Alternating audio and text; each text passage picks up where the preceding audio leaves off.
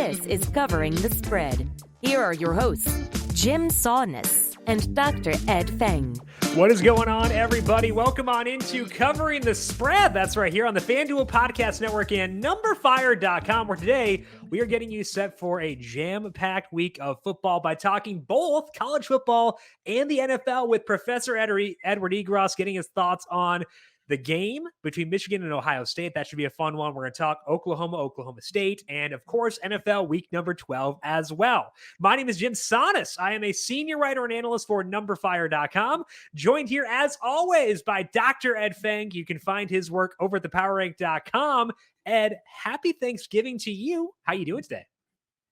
I'm doing great. It's been a little bit of a lighter week for me by choice, and so I'm looking forward to it. We're going to get done here, and I'm going to go watch Champions League game with my son and our team Dortmund. So I'm pretty excited about that. How you doing? Not too bad.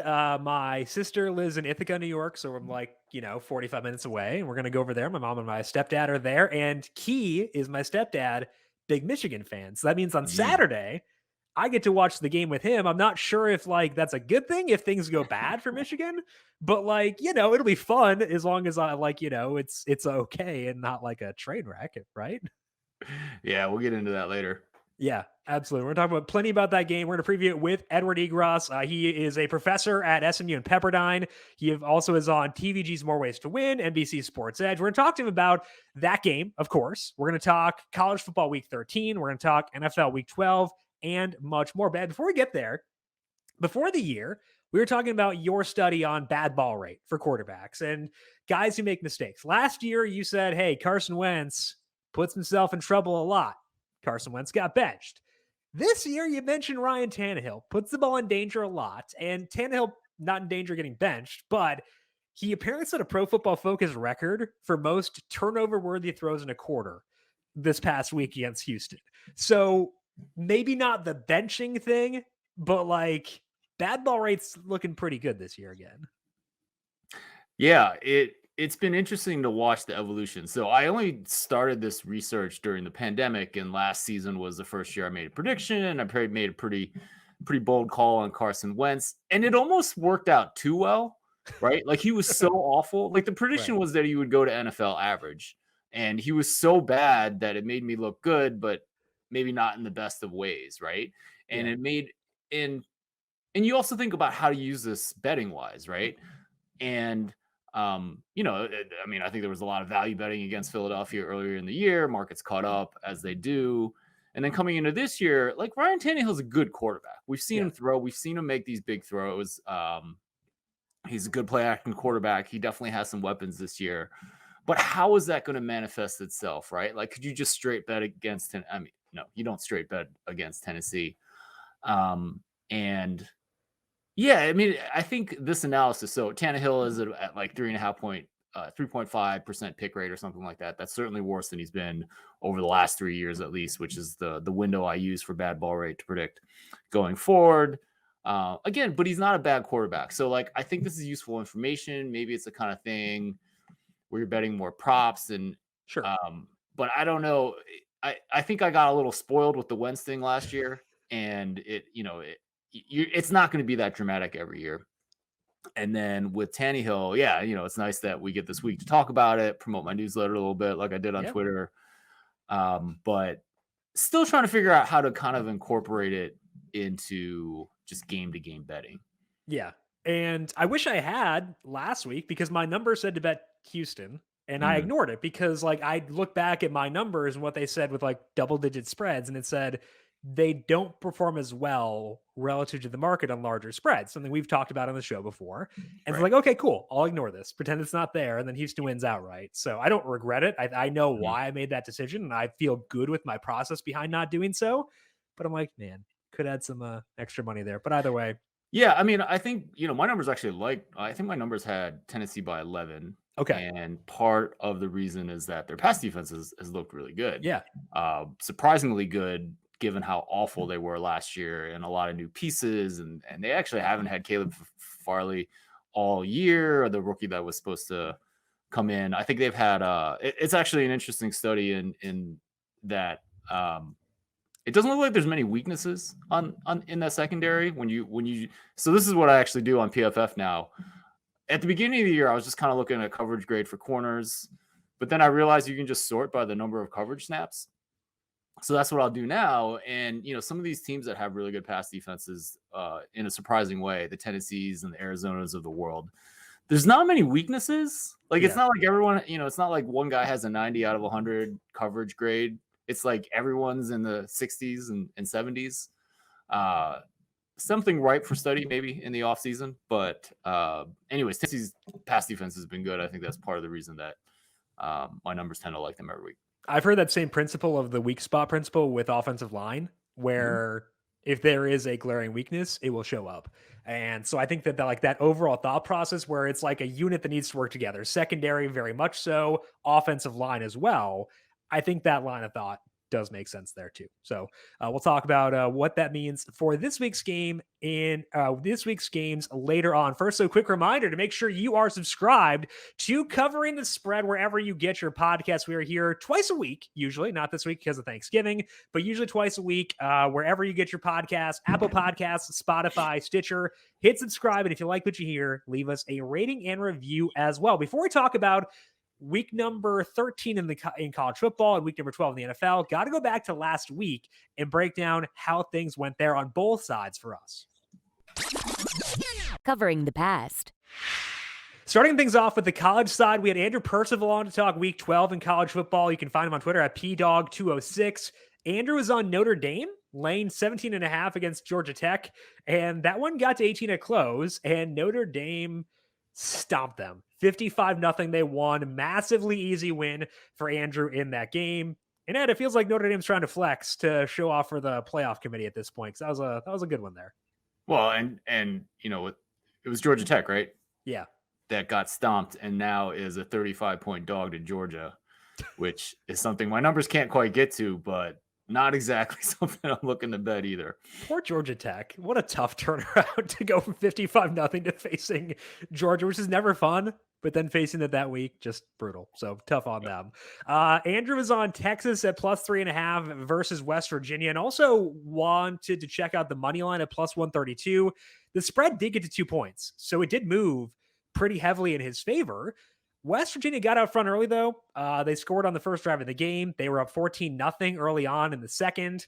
Texas did make a game out of it. They were down 28-23 early in the fourth quarter. Texas had 2 drives late. They had 2 chances to try to tie this game up and take the lead while they were down 8. And they just couldn't move the ball. They turned it over on downs both times.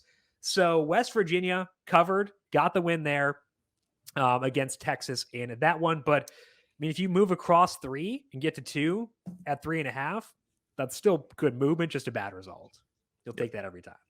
A couple games Andrew's numbers liked started with Appalachian State against Troy, but that was App State minus 9.5 when we talked, widened to 10 at close, and another very easy win for Andrew here because Appalachian State won 45-7, easy cover on that one. Other one his numbers liked was Middle Tennessee at minus 3.5 against Old Dominion. Middle Tennessee had 2 turnovers in that game. Those swung things quite a bit. Old Dominion, more efficient on offense. They were able to take care of business, but the turnovers didn't help here. Old Dominion won this game outright, 24-17. Now, you and Andrew went head-to-head on Utah and Oregon. You had Utah minus 3.5. He had Oregon plus 3.5, and it closed at 3, but Utah smoked them. They were up 28-0 at the half, and Ed, I feel like you can go to bed early, even though, you'd bet this game with Utah, but you're like, you can go to bed not sweating your bet at all. It's kind of a nice feeling. I turned it on and admired the pretty slick gray Utah helmets. That's true. Cool. Yeah, it was one of these things. I think my numbers really like Utah. I talked about how part of that was the recent performance, and that one won. I think we had a similar situation with a Western Michigan game that I wrote up for my email newsletter, and it looked like a lot of the other models were pretty much with the markets. My numbers like Western. That didn't work out because of 2 turnovers. But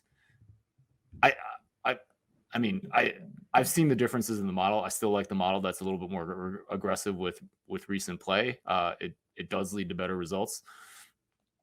So yeah, still going with it. Yeah, and it paid off in a big way there with the Utah win. Our NFL guest last week was Nate Tice. You can find him on Twitter at Nate_Tice. Catch him on the Athletic Football Show and the Silent Count Substack. Nate was on the Saints at +1.5 against the Eagles. Once again, this number moved towards the Eagles. It has for like 16 consecutive weeks now. Closed at -3. We recorded this before it was known the Saints would be down their 2 starting tackles. I'm curious how that would have influenced things for Nate because Ryan Ramczyk played every snap week before this. So it seemed like he was healthy. Didn't wind up playing. Either way, New Orleans turned the ball over 3 times. Touchdown, Trevor Siemian. My guy did not play well. That did not help. They did rally a bit in the fourth quarter, but Philly, just ridiculous. They held them off to cover and win by 11. And I do want to talk to you about Philly here because they're fundamentally different now than they were earlier on this year. Do you just like toss out the old data, not from like a performance perspective, but from a philosophical perspective, where they've decided to go just all in on this like full run heavy approach, whereas they were pretty pass heavy earlier on? Right. Like, how do you account for that when they're effectively 2 different teams, but didn't change quarterbacks? I mean, I don't. I think teams like Tampa Bay are going to, if they played like a team like Tampa Bay, which we'll talk about a little bit later, teams that have a good run defenses, or at least good enough to make them throw a little bit more. Data still suggests that they're not particularly good at throwing the ball. It is tough. Look, I mean, over the long course of things, you're going to get better results if you use more data from the current season to predict the future. There's definitely circumstances. Those are definitely subjective adjustments that you can make. And so, yeah, no, it's a tough thing. I mean, I would say, like, if you believe the more recent performance, just stay away from betting against Philly. Also in the game, it was fascinating because Sean Payton was down 14 points and played for point differential and kicking a field goal late. Why? I don't Sean know. Payton. Sean Payton's a smart guy. What's he doing? I really don't know. I was flummoxed. Yeah. So, yeah. I mean, when Joe Judge punts down late in the game with down 14 with like 6 minutes, or down 20 with 6 minutes left, I'm like, okay, it's Joe Judge, whatever. When it's Sean Payton, I question it a bit more. That's kind of weird because I have a lot of respect for Sean Payton from an intelligence perspective. So that was a little weird for sure. Nate and I had a couple of bets of overlap here. The first one didn't go well. That was the Cowboys at +2.5 against the Chiefs. Again, we recorded this before. Amari Cooper tested positive for COVID. I also thought Tyron Smith would play. He wound up sitting once again. They also lost CeeDee Lamb in game, but it was already 16-3 in favor of Kansas City at that point.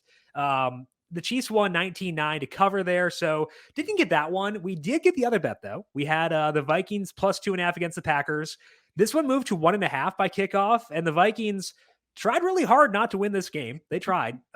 They were up 23-10 in the second half. The Packers took a 24-23 lead. The Vikings were up 31-24. Packers tied it up.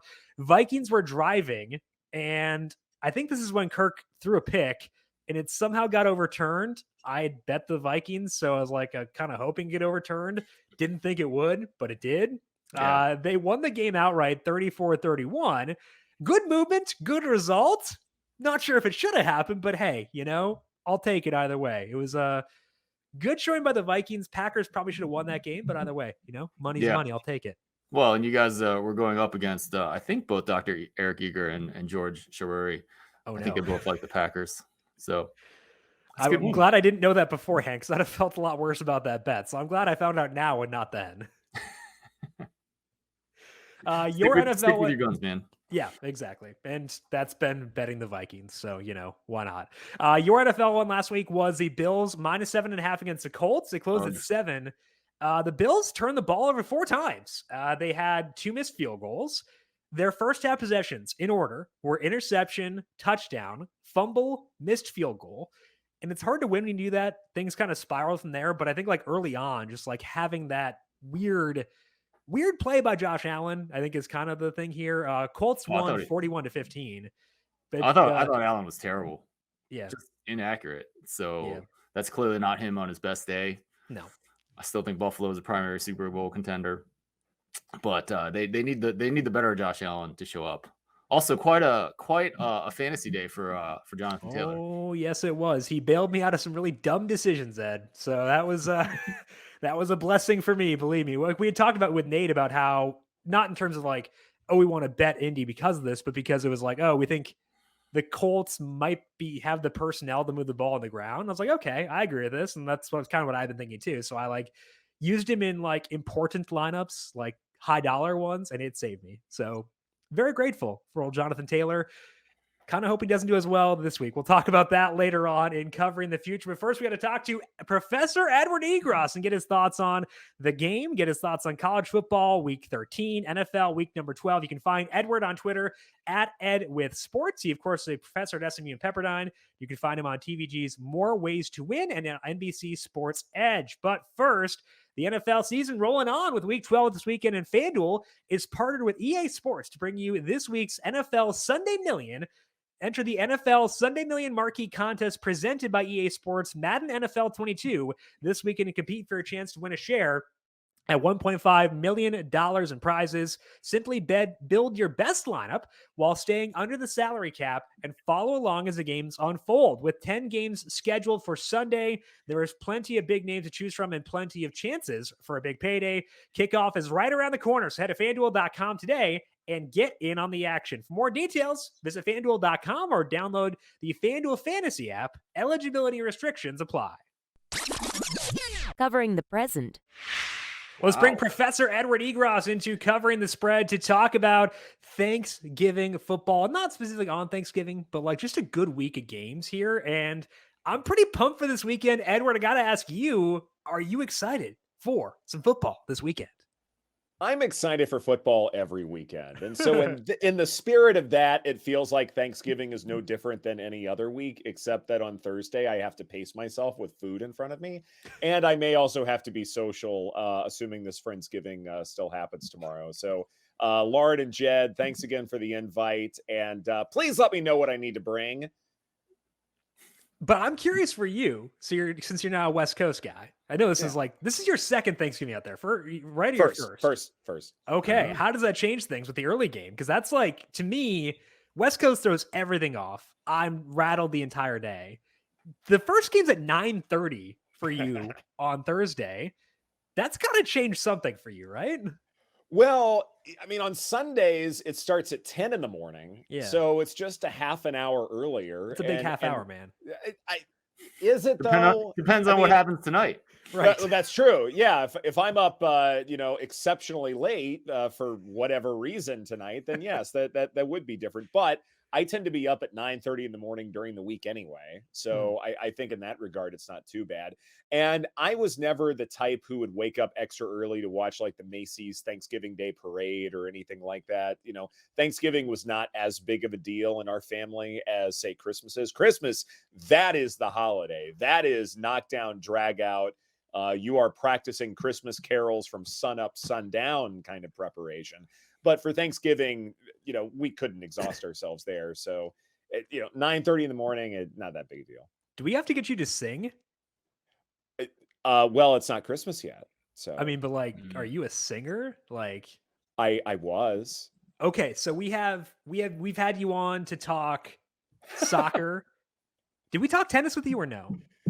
Not much yet. No. Okay. Eventually we can. Yeah. We've talked college football, NFL, eventually singing with Professor Edward Egros, eventually in the fold here too. Why not? Well, I haven't done any competitive singing or any kind of performance in quite some time. So I haven't done anything. So ever. So you got me beat. Ed, can you sing? Can we get you in the action here too? Nope. Okay, well, we try. I'll leave that to Professor Egros. Okay, well, we'll work on it. We'll get the you have one of those tuners, one of those. Yeah, I can do that part. Maybe we'll work on that. That can be my role. Know your role. Know your job. Do your job. We'll do that for sure. Audience member. It's my role. Yeah. We'll draft someone from the Apple Podcast reviews. We'll get them to come on here and sing with Edward as opposed to us. If you leave a good review, we won't sing. Even better. There's your incentive to leave a review. That's fine. Yes. For right now. I think that's the key carrot we can dangle out here. I need a tenor because, I do baritone bass, so it's got to match. Okay. The scouting has been put out there. The feeler's been put out there. Respond if you don't want us to avoid calamity here. Now, Edward, we got you on here because we got to cover two different sports in one day, effectively, with college football and the NFL, because like we can't skip college football the week of the game. We can't skip NFL the week of Thanksgiving. So we want to talk both. We're gonna do that with you here for today. And it's interesting too, because like a lot of these big games this week are in like key locations. We've got Ann Arbor on the slate this week. We have got Foxborough on the slate this week. Baltimore is here. A lot of like key home fields. And I want to talk to you about home field in the NFL versus home field in college. How do you handle those two? How different are they? What is your view on the situation? Well, it's excuse me. I don't know where that came from. All right. Take two. The Tom Bliss did some really interesting research, put out a nice visualization last year as far as how to look at the difference between home field advantage in college versus pro. And even though our numbers might differ slightly as far as how much to adjust our spreads by based upon home field advantage, last year, the number that he had, and I think for the most part, this is pretty close, but last year he had college football with a 1.9 home field advantage, and the NFL was more like 1.3, give or take. And historically, over the last several years, college is 2.9 and the NFL has been 2.5, something like that. And you can adjust a few tenths of a point here and there, depending upon what models you're putting together. But I would find it really hard to believe that college would ever be less than the NFL in any one given season. It's always going to be more, whether it's a half a point, a full point, whatever it is. If the NFL is more, then you're dealing with a fluky season that probably involves statistical significance. But if you're looking at adjustments in general, home field advantage is never going to be that sizable. I think we talk about it way more than perhaps we should, because things like quarterback changes, quarterback design, how much a backup quarterback gets utilized, especially in a specific game, whatever it might be. Those things matter a good bit more as far as my own adjustments than, say, where a game is being played. I think in this day and age, when you're talking about the NFL and college football, it's not like you have those little subtle things that you can do at a stadium here and there. Like I remember growing up in Baton Rouge, Mike the Tiger would be wheeled out and maybe put next to the locker room of the opposing team. And so you would hear this Bengal tiger roar randomly. And I got to believe at some point this has an effect on players, especially if they're not used to it. And there really isn't that much you can do in practice to sort of equip yourself to handle those kinds of things. But that's not what's going on in this day and age. And plus, with ticket prices going up and things like that, I just don't know how rowdy home fields are compared with, say, things back in the day where you're worried that projectiles will be thrown at you, minus the Tennessee game, of course. But I just don't know if home field advantage is going to be that significant for the most part. But college is always going to be roughly like half a point or more, or something like that. Now, what I do find interesting that I think is important is that conference realignment, I think, is going to change this a little bit, where college football is going to have a bigger bump in the future. When you're looking at college realignment, you're picking up schools that are not that close in terms of area. So the Big 12 is taking on Cincinnati, and that's a little bit out of the way. The SEC is picking up Texas and Oklahoma. So imagine the Sooners, the Longhorns traveling all the way to Florida or all the way out to South Carolina for however these schedules get played out. I do believe at some point that is going to have a significant advantage or disadvantage as far as who's home and who's on the road. But until we get to that point, I feel like things are relatively steady. Excellent. So we got a lot of games to talk about. Let's just jump right into it. We have Ohio State at Michigan. Ohio State's 8.5 point favorite, total 64.5. Obviously, Ohio State looks kind of like a juggernaut recently. When I checked this morning, Circa is leaning towards Michigan, only having Ohio State as a 7-point favorite. What are you thinking about this game? So when you look at Michigan's defense, they rank 34th in run defense, 13th in pass defense nationally per expected points added. And I think the big schism that we see in terms of run defense versus pass defense is because of the one game that Michigan had against Michigan State. When you're dealing with small sample sizes and you have one, astounding running back and one astounding offensive line carrying the ball the way that Kenneth Walker and company do for the Spartans, then I do think that one bad game can certainly sway things significantly. And had that game not happened, I think we would be evaluating this Wolverine defense very differently and saying it's one of the better ones that we've seen out of Jim Harbaugh, and certainly one of the better ones that we see in the Big Ten. It may still be that way, but it does skew the numbers a little bit. But as we have talked about before, defense is more about who you've played than who you are. And I don't know that Michigan has played too many good offenses for us to say conclusively that this is an elite defense. I was looking at some of the EPA metrics in terms of Michigan's schedule, and I feel like the toughest offense that they may have faced might be Northern Illinois at this point. And so that, A, says a lot about the Big Ten in general, but B, that this defense has not had too many challenges. So now you're going up against the Heisman favorite in CJ Stroud, who, yes, is very young, but he's incredibly talented, and he's been consistently talented, even despite the one loss early in the season. And to me, this is easily the toughest test that Michigan's defense will have faced after this weekend. So it's an 8.5-point spread. We think this is a step up for Michigan's defense. Is that enough where you are laying the 8.5, staying away from this spread? What's your read on this game? I am probably staying away from the spread. I think it's relatively sharp, but I do believe that CJ Stroud is the Heisman favorite for a reason. EPA per play offense, number one in America. Passing offense is second if you adjust for strength of schedule. And that near perfect completion percentage last week tells me a lot as far as what I think he can do even against stiffer competition. Now, what I like from Jim Harbaugh is that, yeah, utilizing a 2-quarterback system is tricky. And oftentimes you're putting a freshman in precarious situations, but I feel like the decision-making overall has been relatively sound as far as that's concerned. And so how would I bet this game? I love the over. I think we are going to see a real offensive shootout. And even though it's a large total at 64.5, I would not be surprised if this gets into the 70s. Yeah, for sure. I do think it's, I agree with you that the spread is pretty sharp. And I would also lean towards the over. Let's move on to the next game. We got Oklahoma at Oklahoma State. I believe Jim said that this is now -4 for Oklahoma State. 4.5. 4.5 at FanDuel Sportsbook right now. Get that CLV, baby. Pretty low total at 49.5. We have Caleb Williams at Oklahoma that actually got benched the other week, but still remains the starter over preseason Heisman favorite Spencer Rattler. We have an Oklahoma State team that has pretty good defense. What are you seeing in this game? I'm trying to think how many preseason Heisman favorites got benched in college football. I mean, history. 0. Yeah, exactly. It's gotta be 0. Didn't Tate Martell at one point have like Heisman odds when he went to Miami? Yeah, but he wasn't the favorite. Yeah, but he at least was on the board, and I think that's the funniest one. Right. Yeah, no, I'm with you there. Like it's something like that. I mean, outside of injury, that just doesn't happen at all. And I mean, it needed to. I mean, Spencer Rattler, didn't get off to that great of a start, and then things really fell apart in the Texas game. So I understand what's going on, but at some point these things catch up.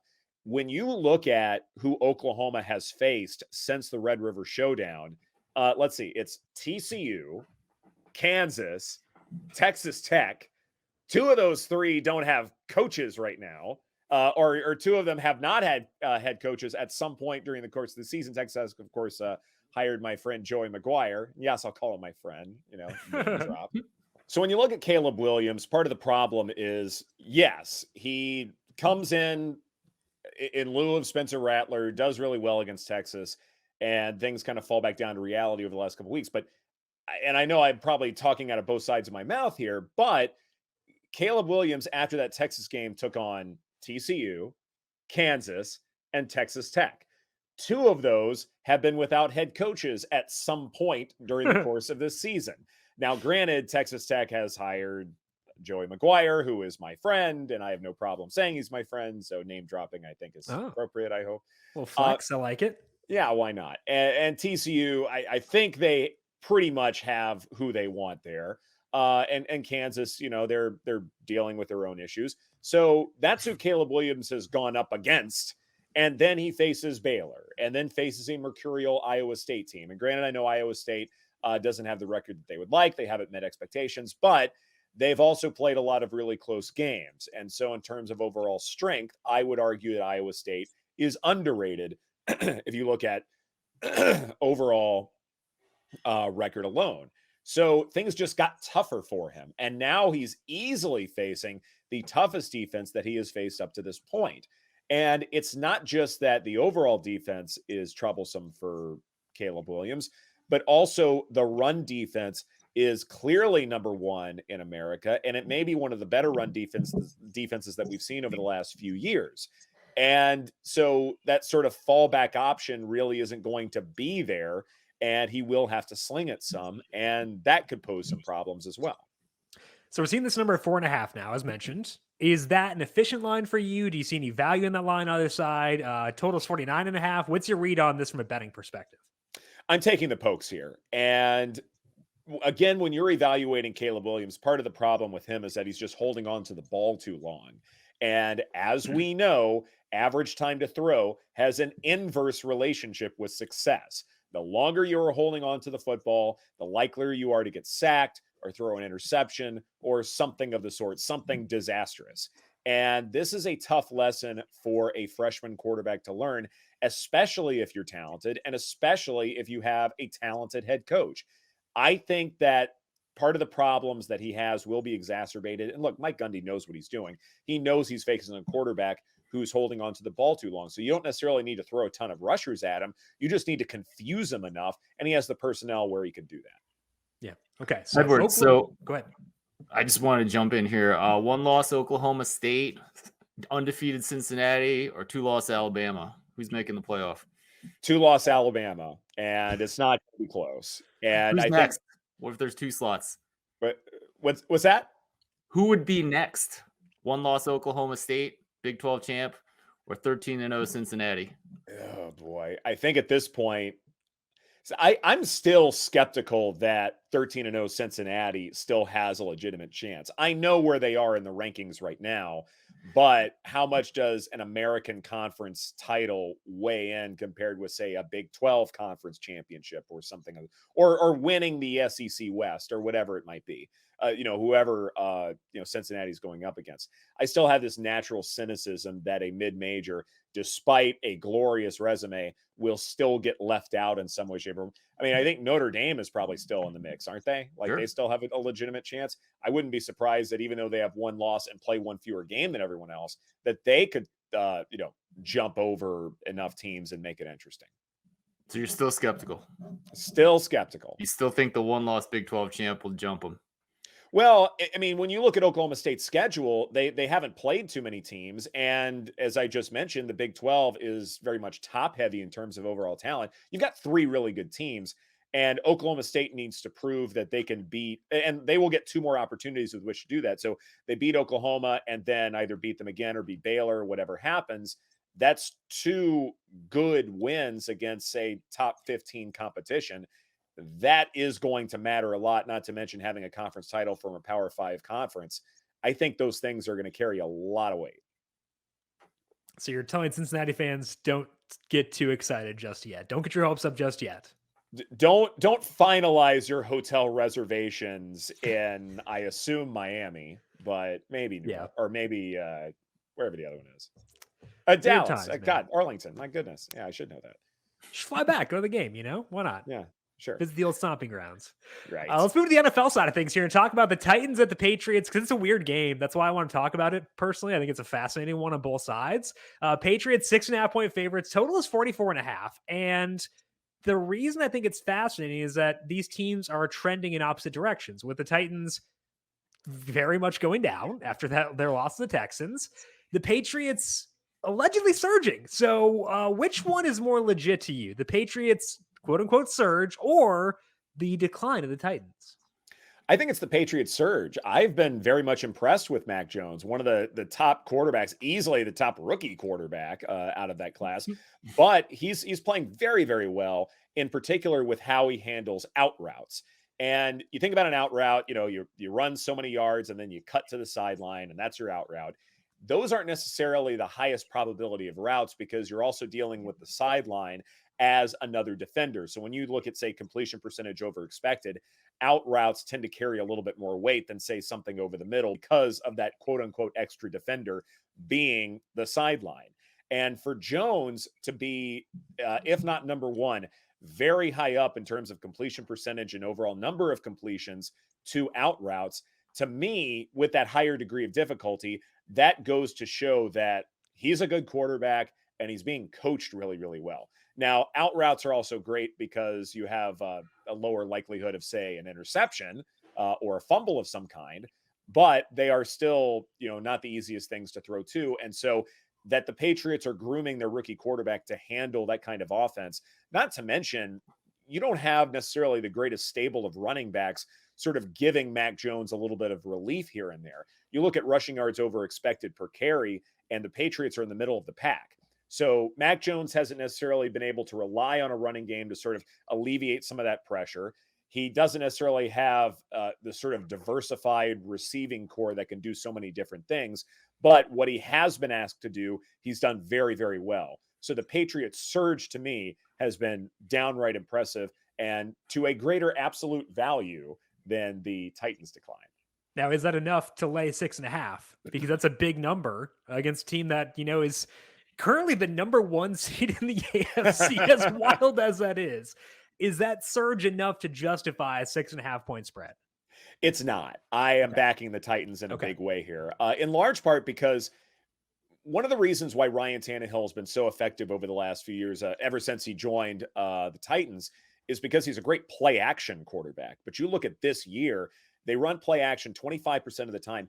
That's in the middle of the pack in terms of play action rate. They are really good at shift and motion. They do that 8th most frequently in football. But I have got to believe that at some point there will be an epiphany to say, look, we need to run more play action.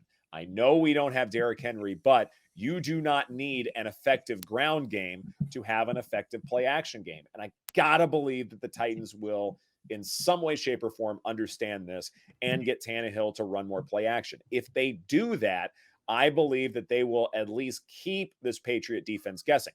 Now, you can make the argument, well, the Patriots do well defending play action passes. And to an extent, that's true. I think they're second best in terms of, passer rating defense against play action. But who's number one in that group? Buffalo. Buffalo and New England play in the same division. So to me, that says that it's the strength of schedule that matters a good bit more in terms of play action defense than something inherent within them. I think Ryan Tannehill can right this ship and at least keep this game close. Sounds good. Let's move on to Browns at Ravens. Ravens were 4-point favorites, down to 3.5. Total's down to 45.5. Clearly, the Browns have some issues with Baker Mayfield hobbling around, and even me saying you don't need to be tough. Try not to get yourself injured for the rest of the season. Against the Lions last week, Lamar didn't play. Tyler Huntley was bad until that last drive. So what are you seeing in this game? It's interesting when you look at the Browns-Ravens from a season ago in the two meetings. I think the Ravens scored like 80 some odd points combined in those two contests. And now here I am saying to take the under in this game because I don't exactly know what the health is for both quarterbacks. I will assume that Lamar Jackson is healthy enough to be able to go and be just fine, whatever the illness was, flu or otherwise. But Baker Mayfield, it's not just, all of the bodily injury concerns, but there may be, something in between the ears as well. And I hate to speculate on that, but every so often, he says something in a press conference where you go, I don't know if I like that. And I feel like I've had the utmost respect for Baker Mayfield in terms of his talent and his ability to run an offense to where I'm, more than comfortable that he doesn't have some leadership gap, but it does have this feel like things are starting to fall apart a little bit because of the Browns' expectations up to this point, and that, the receiving core may not be, certainly, to that level of expectation. Regardless, to me, yes, the Browns defense does have a good, track record in terms of, at least this year, containing mobile quarterbacks. And that's what Lamar Jackson does best, is run with the football.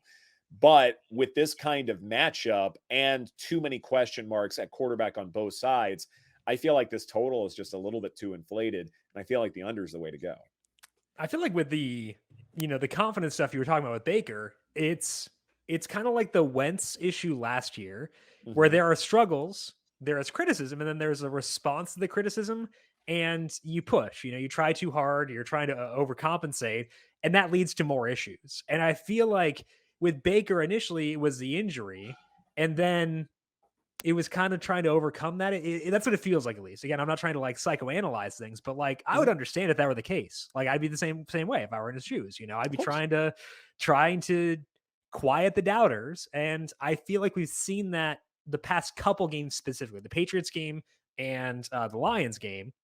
Because against the Bengals, he was great. He was fine. I think we're seeing a bit of a compounding situation where he's just kind of pressing when he's not physically capable of like hitting those highs, I guess is kind of where I think it might be right now.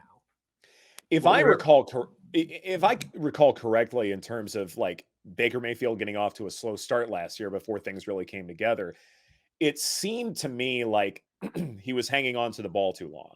Yeah. And, looking for sort of that deep threat. And look, you have Landry, you have Beckham, so you should be looking for that deep ball because, what better way to keep a defense honest? And it felt like at times he was hanging on too long and sort of expecting things to open up, and then they never did. And then ultimately he's taken down or having to throw something away or, do something, silly, whatever it is.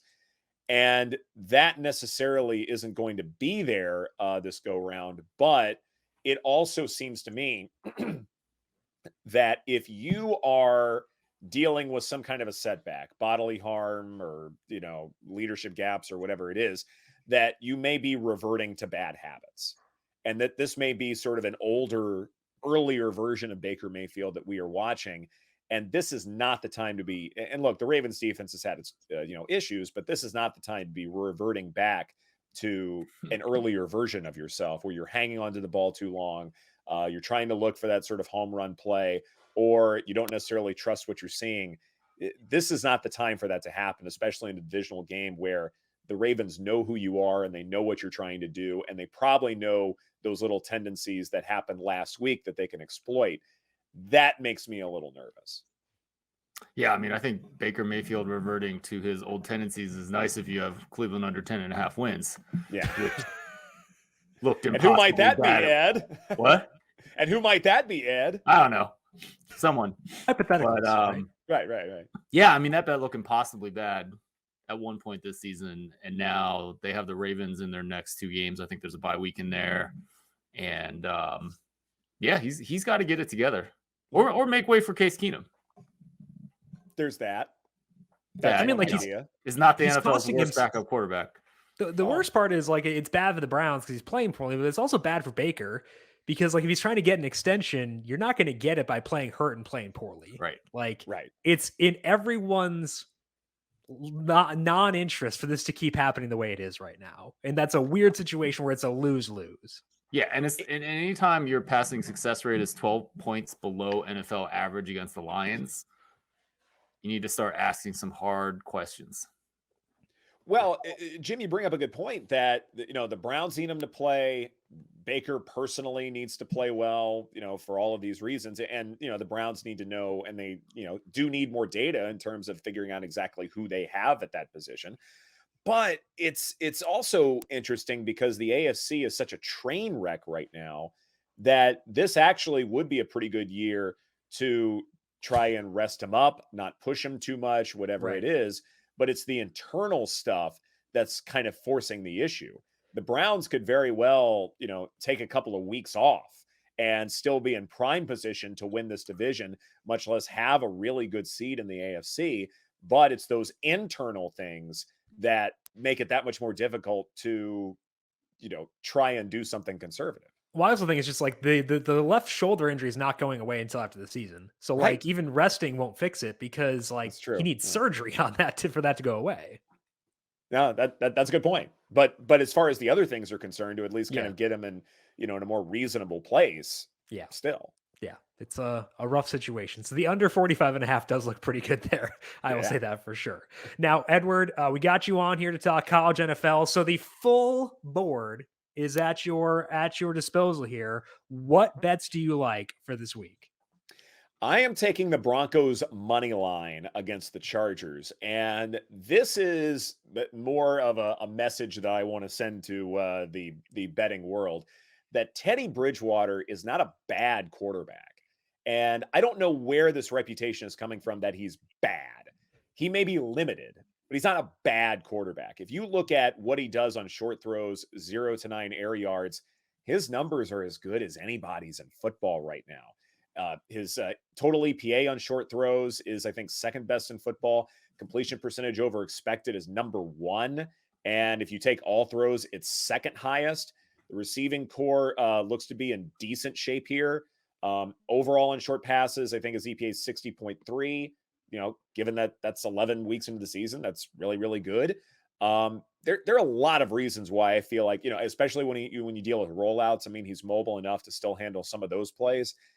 On short throws, he does really, really well. And here is a matchup that I think benefits him against a Charger defense that doesn't do well defending short throws. They defend other things in a far better way. But as far as this matchup is concerned, this is great for Bridgewater. Plus, Denver is at home, one of the few places where you can rely on a home field advantage. And with 2.5 points, I think the value is there to take the Broncos on the money line. Other thing, too, I think is it's Teddy with full weapons healthy, because it's Judy back, Fant is back, Sutton's healthy. Mm-hmm. That's a different Teddy than a Teddy with a bad supporting cast. Yeah, exactly. And there are a lot of quarterbacks who are like that, though. I mean, we were just talking about the Titans. Ryan Tannehill's kind of dealing with that right now, where he may not even know who he's throwing the ball to. He just knows that, hey, he's wearing the same color uniform I am, so he must be good. But, Tannehill's dealing with that as well. So it's not like Bridgewater is different in that regard, where there are only 3 quarterbacks who aren't that way, to be fully clear. Like, there are not a lot of quarterbacks who are not dependent on their situation. No, Tom Brady is dependent upon his situation. How is he playing without Gronk? Yeah, he was not the same quarterback, and he's the greatest of all time. So yeah, as far as who can play well in this day and age, who is it? Aaron Rodgers and Kyler Murray. I'll put him in that bucket right now. Yeah. Probably Lamar Jackson. Probably. Maybe. Yeah. That may be it. Mahomes. Well, but he takes a down tick, but he's not going to be average no matter who the supporting cast is. Right. He won't be average, but without Hill, without Kelsey, he is a different guy. Right. So you did mention, I've been having some conversations with people about how being an NFL average quarterback is actually a pretty good thing. There's a lot of guys in there, and they can have their good days, and they can even, like Eli Manning, have no interception in the postseason and win a Super Bowl. Mm-hmm. Are you putting Teddy Bridgewater at NFL average, or do you think he's a little bit below that and his ceiling is closer to average? Well, I tend to weigh how you do on those short throws maybe a little bit more than some do, just because I think that's what you tend to throw more often. And oftentimes you're in a structure where that's all you're asked to do. And because his numbers are so elite, when you're dealing with a Denver offense that, is coming off of Drew Lock, and then, whatever happened before that. And it's something where there's some stability offensively now that Denver hasn't had over these last few years, where I go, this should be celebrated in some way, shape, or form. Or if nothing else, worthy of some of our respect. And so, is he an average quarterback? I don't necessarily think, like you're saying, I don't think that's an insult per se, because that means that there are half of all starters in football worse than you. And half of all starters would rather have you than who they currently have. And that's where Denver is at this point. And again, because the AFC is just, such a crapshoot, why can't Denver make a bit of a run and make things interesting? Yeah. Why can't this be a season where an Eli Manning wins the Super Bowl? Well, the NFC is, far more stout as far as that's concerned, but getting to the Super Bowl, an average quarterback could very well do that this year. Yep. Would not be shocked at all. So we'll see how things play out with the Broncos on Sunday. That is Professor Edward Egros. Check him out on Twitter at EdWithSports, and check him out on TVG's More Ways to Win, in addition to countless other places as well. Edward, we appreciate the time. Enjoy your Friendsgiving. Have a great week, and we'll talk to you again soon. Sounds good. Appreciate it, guys. Happy Thanksgiving. Same to you. Thank you. covering the future. Big thank you once again to Professor Edward Egros for swinging by and breaking down his thoughts on all of this week's football. And Ed, he touched on something that I care about a lot because it matters for everything. And that is quarterback performance relative to context, because situation matters a whole lot. We see that everywhere, whether it's the NFL, college, doesn't matter. Situation and context matter a lot. Right. Like, how good are your receivers? So I've been thinking a lot about Michigan at Ohio State, and Ohio State has 2 surefire first-round NFL draft picks, and neither of them might be the best receiver on that team. And Michigan doesn't, just straight up. Their best receiver might have caught his first pass against Michigan State this year. And it's interesting to think about, what if you gave Cade McNamara 3 NFL receivers? I think he's a good quarterback. I think he's got a lowish ceiling. You can certainly see the mistakes and the inaccurate passes. I haven't seen as much of CJ Stroud. He's clearly putting up very good numbers. I'm sure he's made his mistakes as well. But for Michigan, for this Michigan game, it's it's an interesting thought experiment. We won't ever know. Maybe there is some kind of study that you can do to figure out. Dr. Bob's talked about this too, right? You can't for Clemson. He was saying that you just cannot replace guys. It's just, even for Clemson, it's not easy to replace guys that got 13, 14 yards per target from the previous season. Mm-hmm. So how do you work that into a model? How do you make that into a predictive model? I don't know. Seems like a good project for the offseason. Yeah. It's something that comes up a lot too, because when I'm making my projections for passing efficiency for my NFL stuff, I have to figure out, okay, how much does it matter that they brought in this left tackle? And it's guesswork, but it's important guesswork because it matters so much. And I'm going to keep on doing that guesswork because I know that it matters. And it's like you said, you can't separate things always. We can try our hardest, try to account for it for sure. CJ Stroud, I'm sure, is okay with his situation. I don't think he'll complain. I know we're not talking about that game, but any thoughts for you on 8.5 with that number? Yeah, sign up for my email newsletter. I have a whole preview coming out Friday. Let you know where my number is. But we'll see what happens with Stroud next year. I don't think Olave and Wilson won't be back, so he'll still have Smith, Najiba, I think is how you say it, who is the third guy that I mentioned earlier. I also double checked. Circa is still at Ohio State -7. Huh. They're significantly off market, and I would love to find the sharp that is pounding Michigan at Circa and stand them up on a box in the middle of Ann Arbor and explain his reasoning, because no one in this town really thinks that Michigan has a chance. Michigan does have a chance. Yeah. I think people should be reasonably pessimistic that they're actually going to pull off this win because Ohio State is good. Right. But I would love to see that.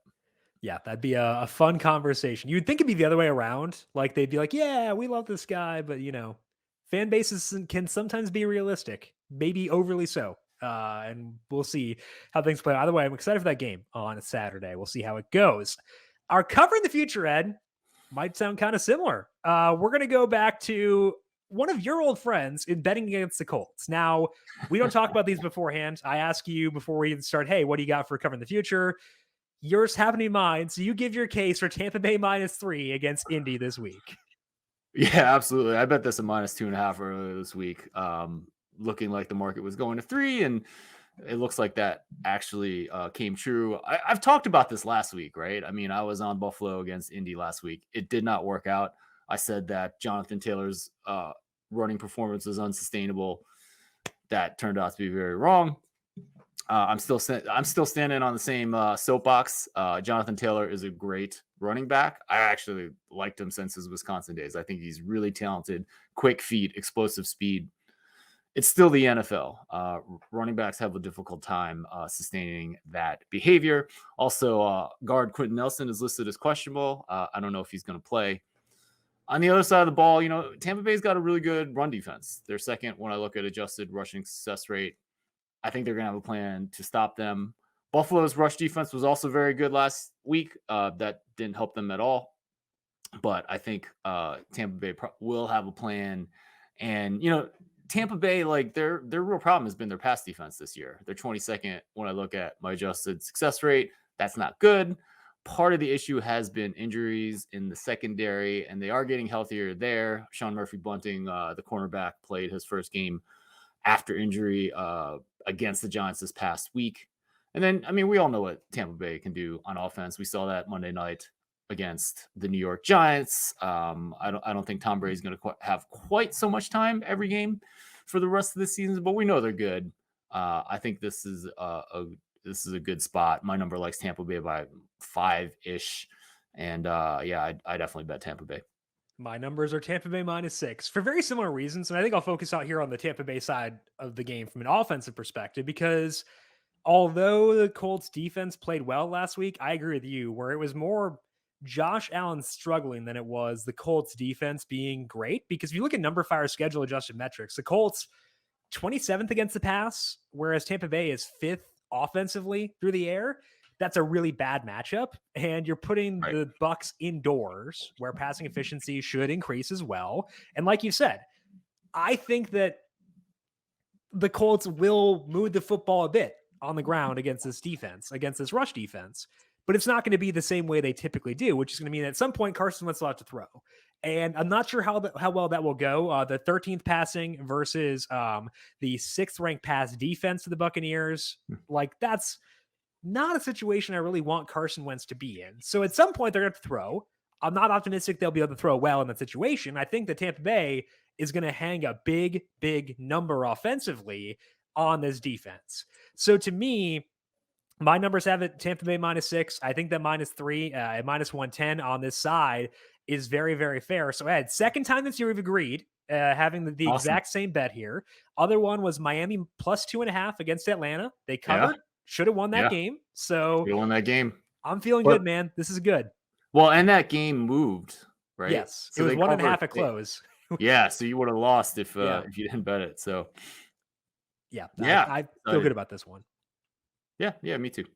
Just potentially an overreaction to the Jonathan Taylor MVP discussion. So we'll take that one for sure. That is all that we have here for today on Covering the Spread for this Thanksgiving 2-in-1 episode. Big thank you once again to Professor Edward Egros for swinging by, breaking down his thoughts on both college and the NFL. Find him on Twitter at EdWithSports.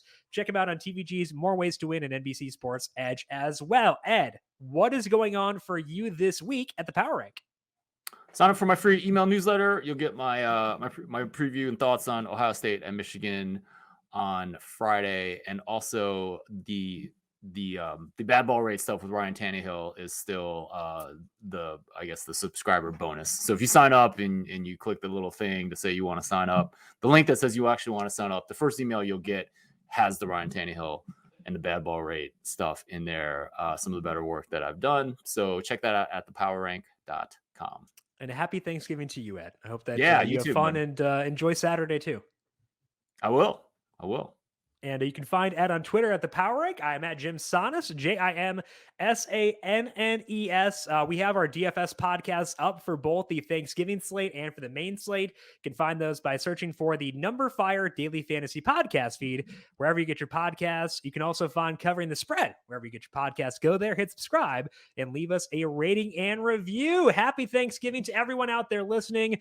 Good luck with your bets, and we'll talk to you once again next week. This has been Covering the Spread right here on the FanDuel Podcast Network. What's up, guys? This is Jordan Spieth. If you're watching this video, please like and subscribe to the FanDuel YouTube channel.